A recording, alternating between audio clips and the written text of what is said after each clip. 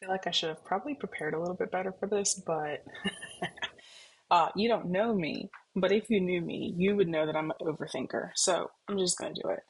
Um, Here's the thing, the things that you don't see. In the middle of living life, in the middle of having to take care of the house, in the middle of being married, in the middle of having kids, in the middle of making sure we have groceries and that we don't run out of toilet paper, and that occasionally you clean up the house because it's going to make your anxiety just absolutely skyrocket if you don't, because there's just too much clutter and your clothes is itchy and you don't really know what's going on. I've discovered that there's still a way to be successful. Um, and I say that term really loosely, and I say that without any kind of practice to it because I'm definitely still trying to get used to that mentality for myself. So this is something that it's absolutely unfamiliar to me, but unless you start practicing it and doing it, you're really not going to ever get there. So this is a part of that. Welcome to the channel. My name is Erica. I am a multi-passionate entrepreneur. I have never ever fit in within the box, the confines of like standard W-2 jobs and working 9 to 5. And not that there's anything wrong with any of that, but I got to the point of feeling like there was something wrong with me because I just couldn't see myself in that role. And certainly not for very long. Like there would be a certain point in time where I would be like, okay, cool, like this is awesome. I'm somewhere new, new challenges, new people, whatever. And then the newness would wear off, and I was like, I'm done here. That's always been the struggle. Uh, I mean, now my current lifestyle is I'm married. I have a husband who is working full time, so he supports our family. I've got a 2 year old and a 4.5 year old. Both of them are boys, and I'm home with them full time. So they're a little bit young. We never really planned to put them into daycare. And since I'm not working like a standard Monday through Friday job, it really would be, we just figured like I would just stay home. So now we're here. And the problem is, it's been about, my oldest is, like I said, 4.5. So I've probably been home for about 5 years now out of the workforce. And I would rather jump off my mailbox than to go back. I don't want to have a standard W-2, but it's September of 2024 and prices and cost of living are absolutely out of control. So we're right there with everybody else of like, we're at the age where the work that we do now is going to be the type of like, we're going to see the results of our work as a result of what we've done now later on when we are like our parents' age. So we're all in the middle of all of that. We've got little kids. We're still like, I mean, we're still, you still have to work on your marriage and stuff like that. And you still have to make sure you've got clean laundry every week at least. So it's a constant back and forth of what it is that we're wanting to do or able to do. Really, the reason why I wanted to start posting here is to kind of give a longer format explanation or maybe inspiration for someone who feels like they want to get started with something, never really felt like they fit in the box.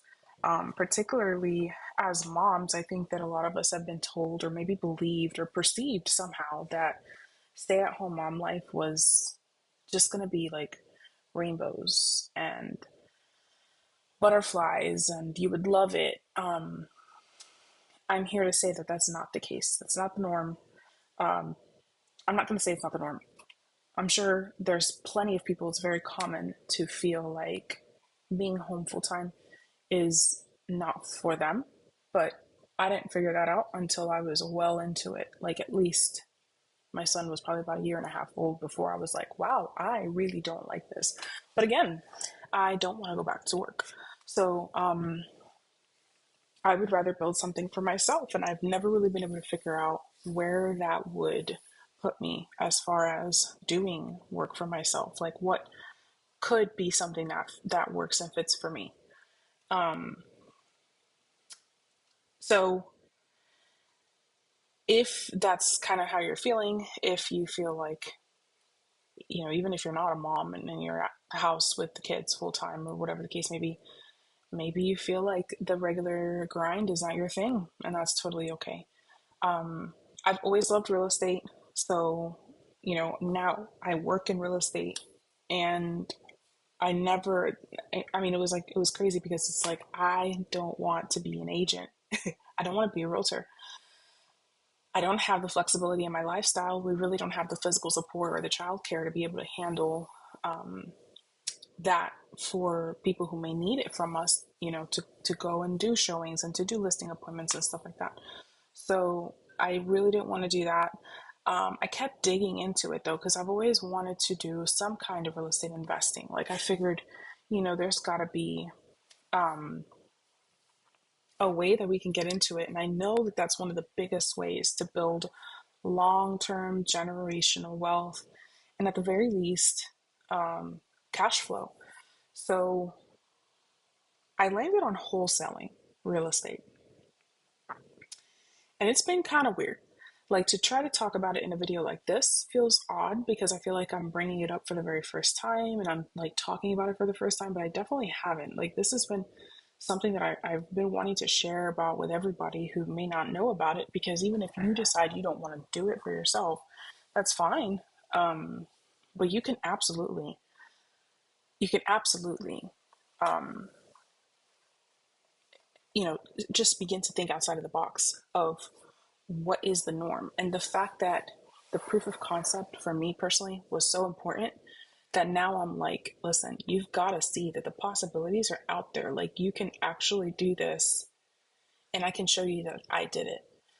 So if you go on Facebook, if you go on, any of the groups, you can find countless people on YouTube, on Instagram, on wherever, who are real estate investors or they're real estate wholesalers or whatever the case may be.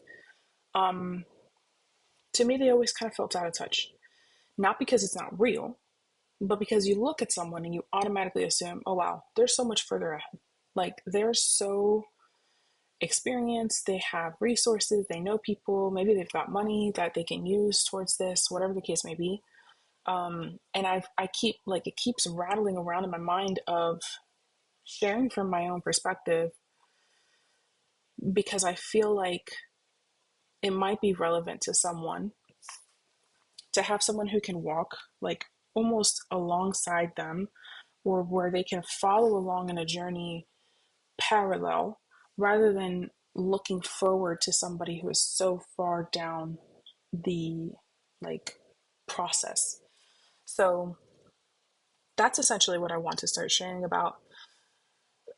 Some of the things that I have done to be successful to my extent. And my goals extend far beyond what I've done so far, but that doesn't eliminate the things that I've done up until this point that have gotten me to a little bit more sense of security, or like a little bit more sense of confidence to the fact that this is something that could work, something that will work, something that I can continue to do, and something that I can really duplicate, systemize, and duplicate. Not only for myself to be able to pull off on a more efficient, effective, and consistent manner, but so that somebody else can also look at me and say, hey, you're parallel to where I want to be, and like, come along, we'll do it together. So that's really where I wanted to start with this video, and just in general with my whole channel.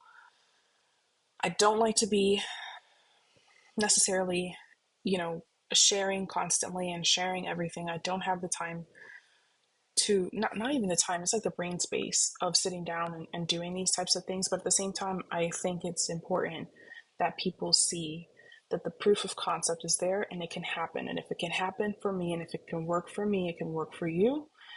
And we all have our strengths, and it's going to add to that and benefit you as long as you give it the chance to. And even if it's not this, as long as you give yourself the opportunity to think big enough to figure out the thing that makes you tick, and know that your potential is in there, and that you can do it.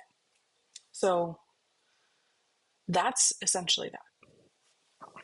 Now, what did I do? I, um, this would have been in like the fall of 2023. I ended up wholesaling. It would have been four four property owners, excuse me.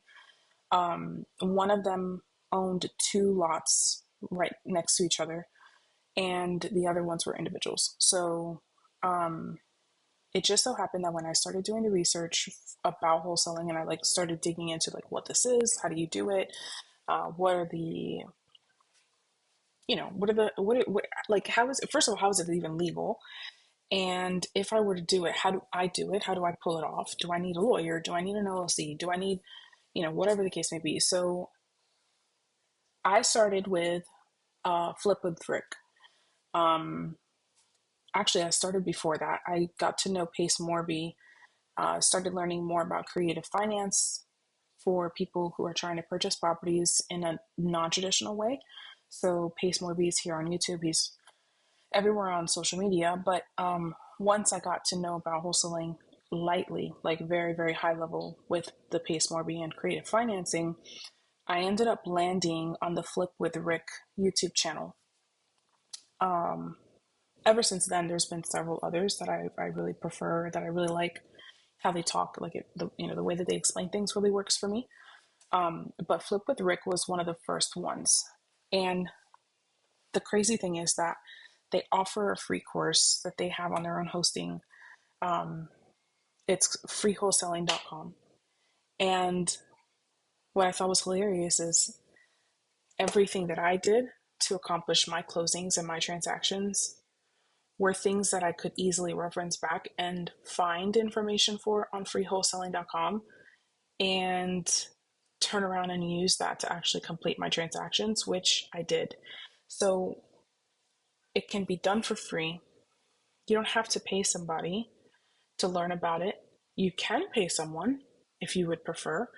And I'm certainly not opposed to investing into learning something new like this, especially. But their whole thing, and what really stuck out to me, was they don't want to gatekeep as far as the entire concept or the industry.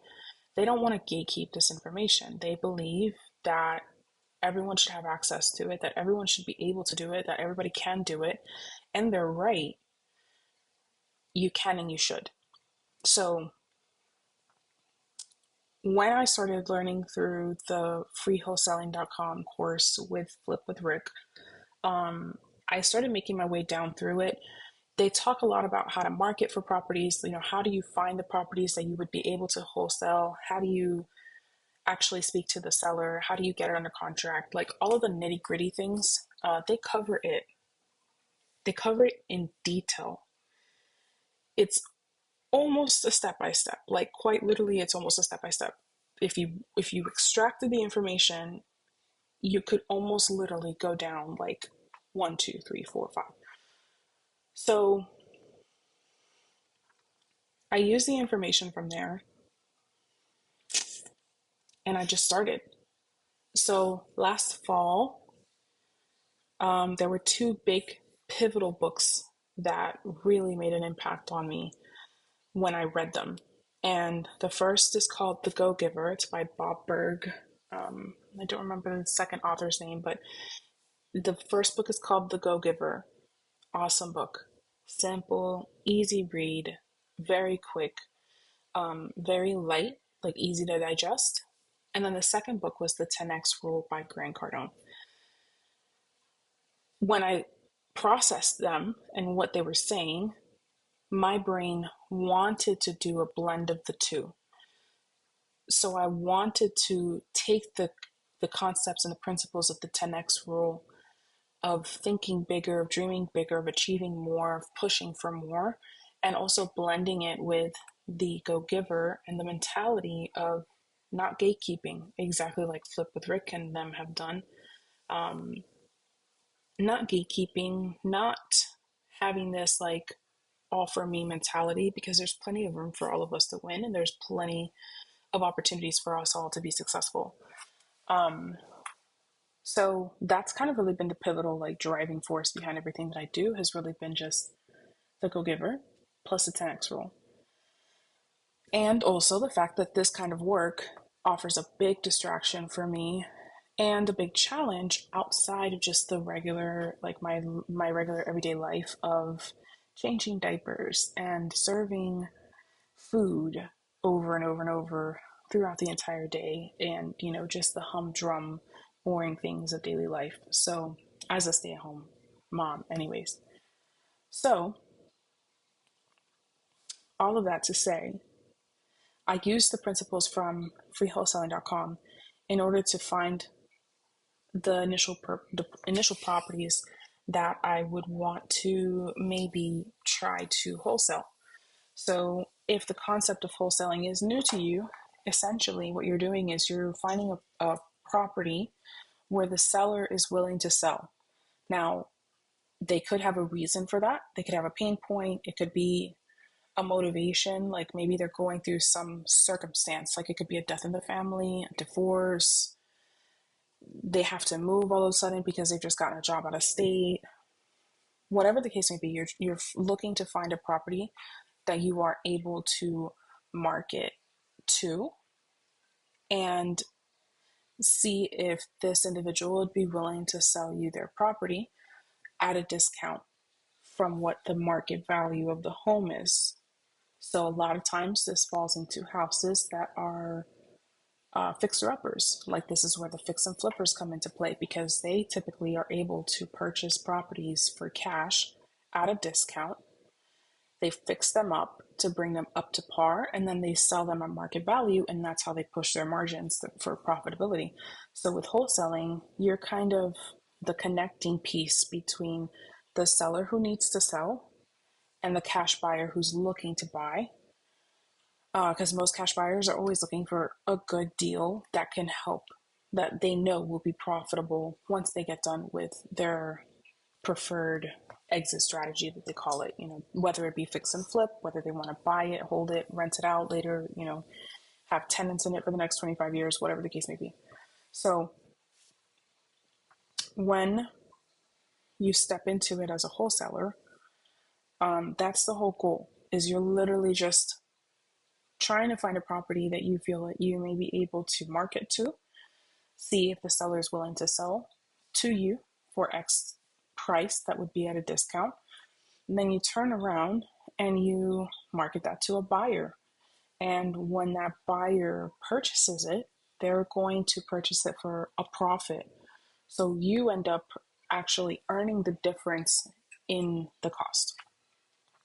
I don't necessarily, like, this particular video, I could get into rabbit hole about what, why, and how. If you're curious about it, there's countless people, like I said, but I really like, on YouTube especially, Flip with Rick, the channel for Flip with Rick, and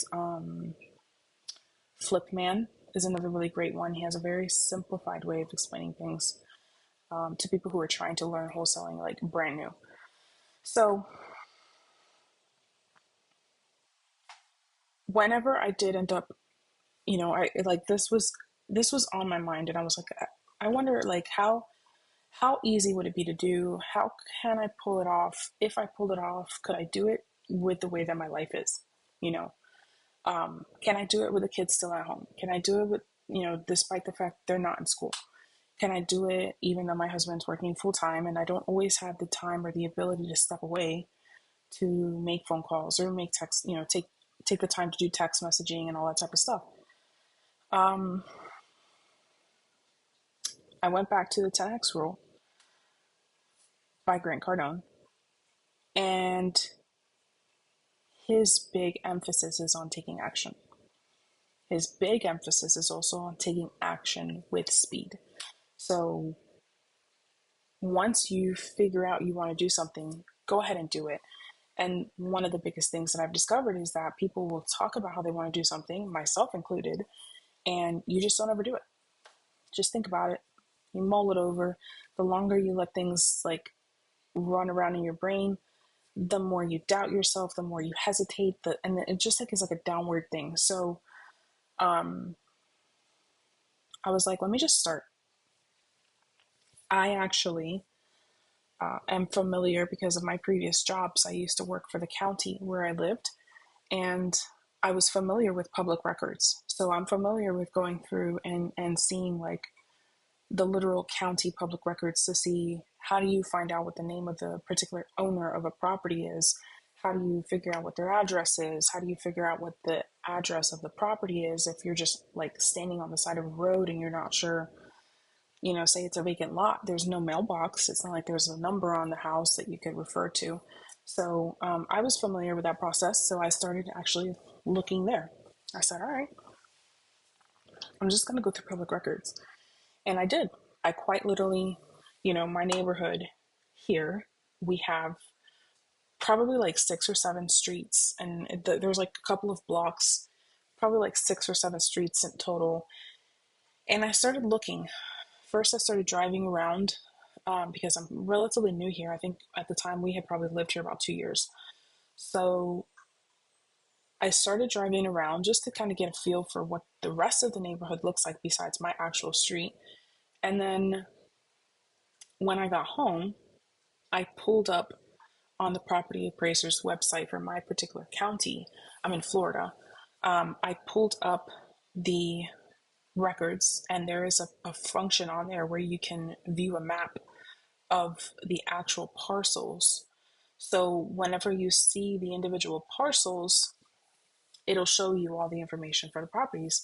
And these are literal lots that are just vacant lots.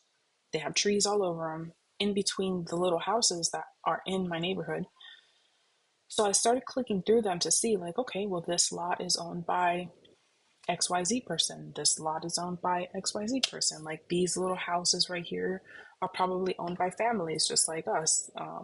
This house is owned by a company, so maybe they probably have it rented out. So I went through that process, and I started looking for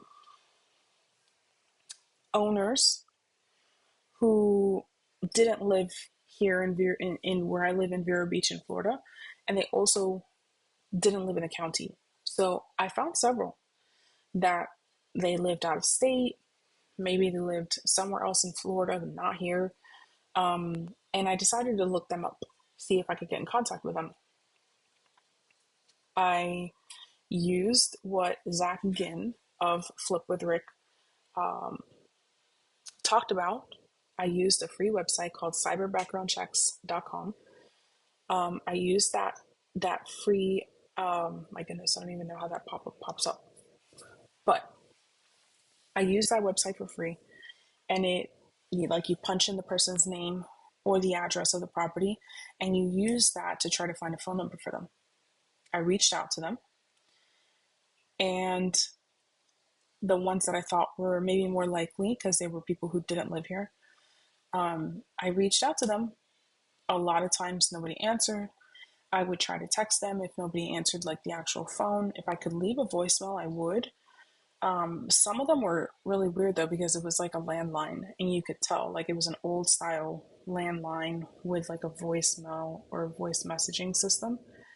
And I was like, I don't even know if people use landlines anymore, if they even check their voicemail, but I'll leave the voicemail anyways. And the very first response that I got out of somebody was exactly that. It was an older lady who her husband had passed away X amount of time ago. He was the one who purchased this little vacant lot here down the block from me, like literally at the end, and you make a left, and like that lot is right there.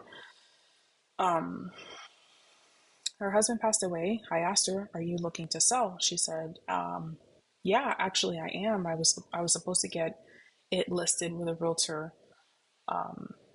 So yeah, like I am in the market to sell it." And I was like, "Interesting. I'm in the market to purchase." So she actually became my first contract that I kind of like went after.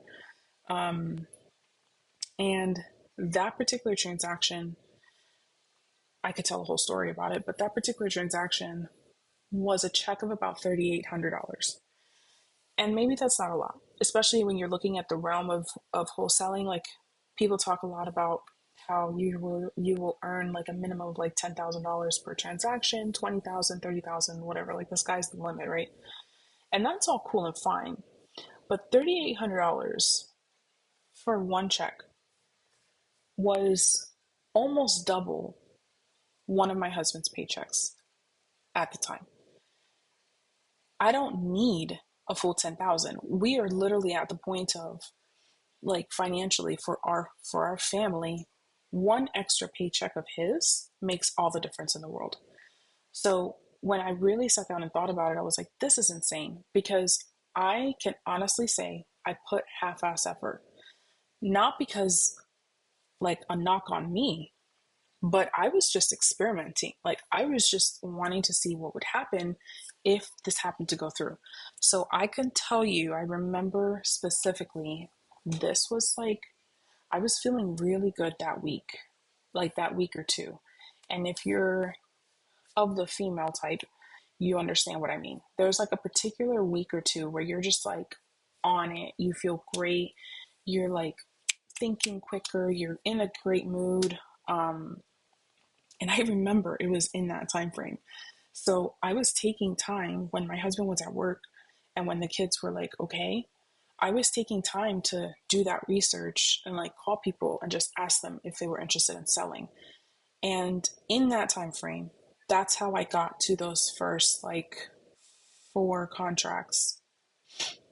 Well, I'm sorry, it was four sellers. One of the sellers had two empty lots side by side, so it was like five properties.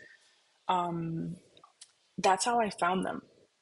That's how I got them under contract, was because of that 2 weeks of so-called effort. Um, and the crazy part is, it actually worked. I was flabbergasted. So I was confused on a lot of it. Where do you get your contracts from? Where do you get your paperwork from? How do you fill the paperwork out? Once you have that paperwork, like who do you send it to? How do you know what title company to use?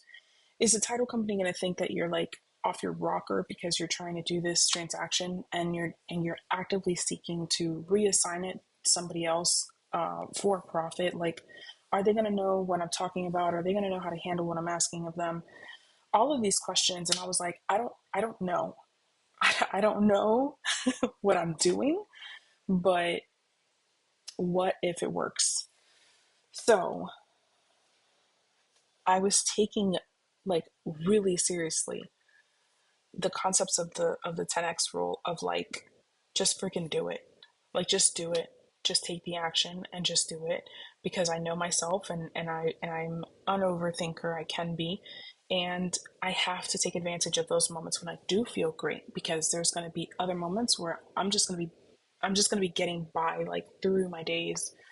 I'm not going to have like the energy to do the extra things. I'm going to be only focused on what I have to do to keep us afloat. So I took that to heart. I had also read a book called Wealth Without Cash by Pace Morby, same guy. So in it, he mentioned how when he first got into real estate, his mentor, the lady that he asked to mentor him, gave him one next immediate step at a time. So when he was asking for her guidance, it wasn't like she was giving him, oh, this is your big old stack of like, this is what you've got to do. Like he would go do something, report back to her. She'd be like, okay, here's the next little thing you have to do. And little by little, that's how she kind of walked him through the process of getting into real estate investing. And that stuck in my brain so hardcore. Back to the same thing of like working alongside somebody who is like parallel on your same journey, because you really don't have to know all of the things. You don't have to master all of the things before you do the thing. And the fact of the matter is, you're not going to be able to, anyways, until you do the thing. Because in theory, on paper, it's never the same thing, like the steps you've written out versus actually doing it. So that's really how I started. All of that to say that by using the resources, the people on YouTube, the people in the Facebook groups that I was starting to join and things like that, to help give me the next little nugget of information so that I could then proceed to the next step, was quite literally how I ended up going from just looking through the website for the county and driving around my neighborhood all the way until I got to closing. So this is kind of like the origin story of how I made that happen. Um, and again, it's not like I put a lot of effort into it. It's not like it was a ton of, excuse me, a ton of hours, because I don't have it. And if I hadn't been able to do it in such a way where it fit in with my life, I wouldn't have been able to do it at all. So I took every single transaction that I was able to get to closing, and it ended up happening between like mid September to, I think the last closing was like the last week of October, and I think like the last week of November, if I'm not mistaken. But those transactions went to closing, and I received my actual checks with my assignment fees within that like month and a half or so time frame, because that's usually how it goes when you have to do a real estate transaction. It'll probably close in about 4 weeks time, so the work that you do now, you'll see the payout in about 4 weeks. So I was like, this is insane. I told my husband about it. He's like, I've come up with some crazy things before. So he was like, okay, show me whenever it's actually happening. So I showed him. I was like, this is what I'm doing. He was hearing me on the phone, when I had to call people. He would hear me, like if I was trying to update somebody or if I was trying to negotiate on a price point or whatever. And he's like, you're actually doing this thing. And I was like, yes.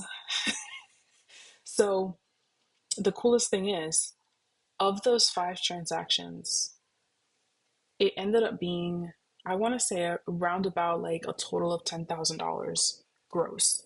So again, all of the little checks for the little lots, and they just so happened to end up being vacant lots. Like all of them were vacant residential, little like little parcels of land where you could hypothetically build a house. All of those um, added up to about $10,000. And again, I don't know about you, I was not mad.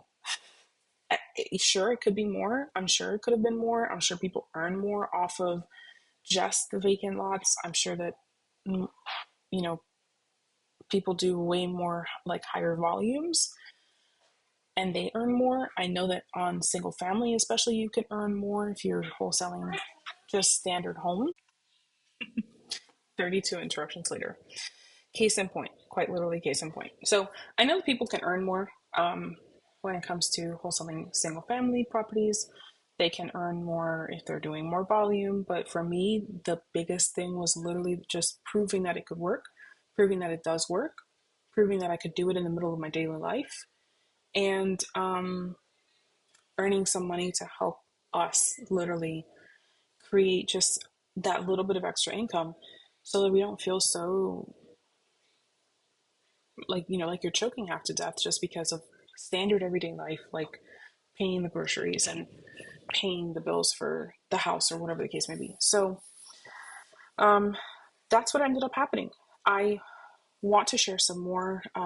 This is, like I said, this is basically the origin story of how I started it, what the results were of my very first partial, like very, very light-hearted part-time, if you could even call it that, because I didn't track how many hours I spent working on each of those properties, but it was not a lot. Um, for it to pay out $10,000 was not bad. So yeah, ever since then, it's been on my mind. Life has happened. Life is lifing. Life continues to life. So it's not like it's been smooth sailing. I'm still on that same effort, and my whole thing right now is working together with others who want to work parallel um, in their own journey, and like just literally work with someone who is very close, if not just slightly ahead of them in the same process, because I think it's important to see that. I think it's important to see that it can actually work. So I want to share a little bit more. I plan to share some more videos about like what my process is. So how did I actually do it? How do I do it without any money out of pocket? Because there's a lot of really nice and convenient softwares you can pay for.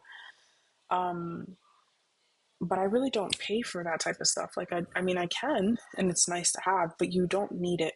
You can literally do it for free from start to finish. And it can actually work. So that's basically that. Um, I kind of wanted this to be the first video so that way at least it can have some sort of like context clues, or maybe it can offer some context clues for you of like, this is why I believe it would work for you. And I hate it. I hate it when people say like, oh, if it worked for me, it'll work for you. And like, if I can do it, so can you. But like, for real though, because if you think about it, there's so many people in this world who maybe they're married, no kids. Maybe they're single. Maybe they're, working, but their weekends are open, or they're the type to stay up late anyways, like I am, and you have time in the afternoons and you're doing nothing but just like scrolling on your phone and watching Netflix the entire time.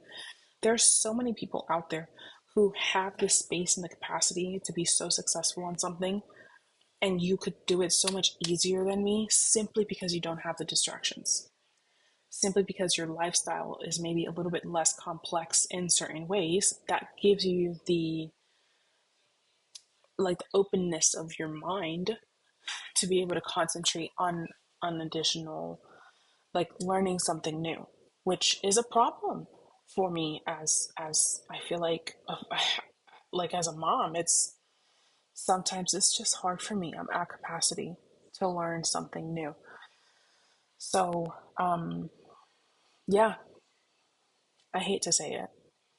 Please don't hate on me too badly for saying it, but quite literally, if I could do it, so could you. So this is the origin story. Thank you for listening. Thanks for being here. I'm so looking forward to sharing some more. If you could hit like on the video, that would be fantastic. If you want to hit dislike, I can take that too. Drop a comment if you would like to drop a comment. See what questions I can answer for you. I'd be more than happy to. In the description, I will include the links that I had that I mentioned just a little bit ago for Flip with Rick, and a couple of my like big standout YouTube channels that I really like for explaining like the nitty gritty how to.